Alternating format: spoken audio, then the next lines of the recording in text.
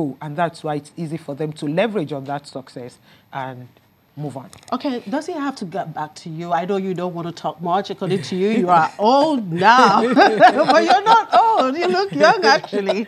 Okay, I'm sure you have interacted with some of these entrepreneurs that participated in the first edition. Yeah, she did mention a little bit about their driving spirit. How would you describe an average Nigerian entrepreneur's spirit? I would describe them as 1, passionate, 2, enthusiastic, and 3, optimistic. People that I've worked with have to have all of these characteristics. The one thing that we see lacking, and that's one of the things we try to give people, are the actual skills.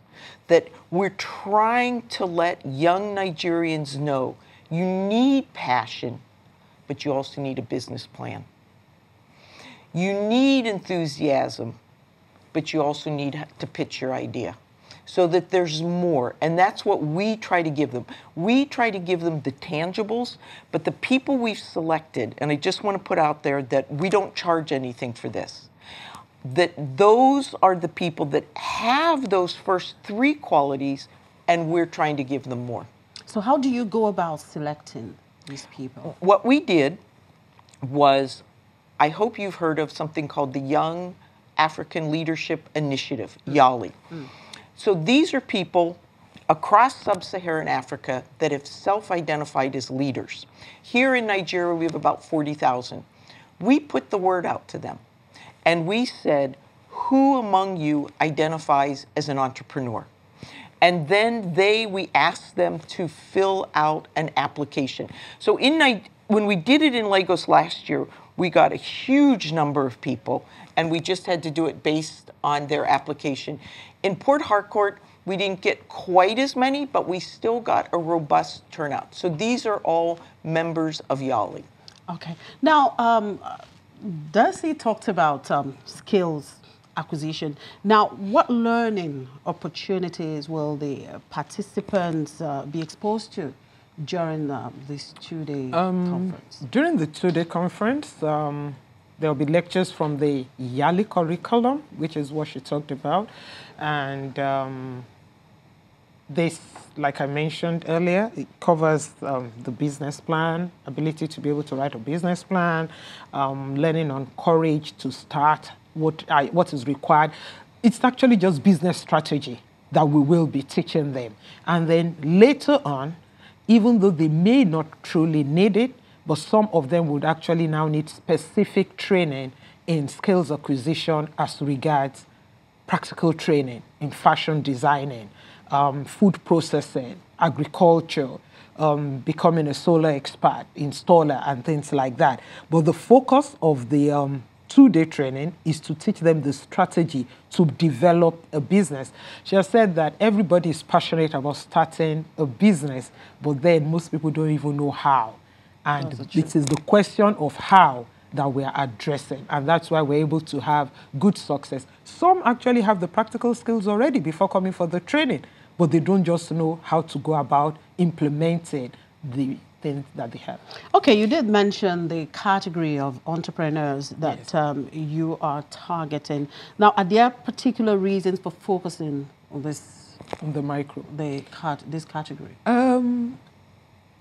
Number one, I would say, maybe I would say yes and no, but the micro, which are the startups, they hardly get support. They hardly get funding.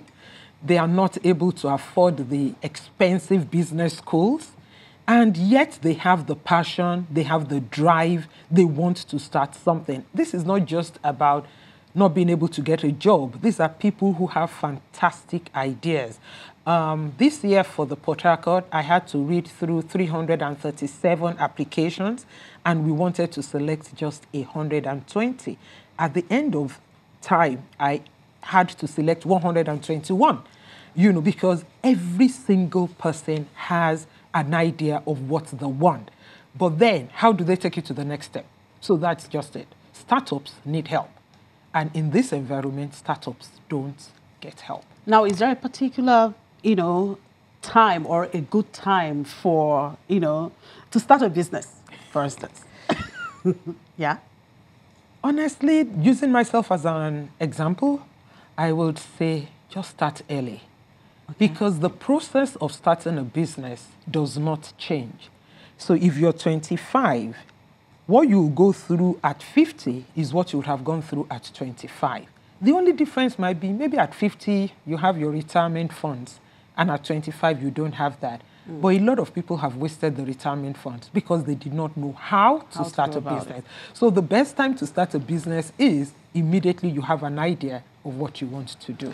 Okay, now, Desi, are there any kind of follow-up activities to monitor the progress of these trainees? Absolutely. So what we've established is that we have contact via email. We also have and the participants organize this themselves, WhatsApp group. And then what we do is that after 6 months, we will actually step in, and we, again, working with Omawale, we did a stock-taking event. So to see where are you. And this was one of the other things that made us decide to move forward.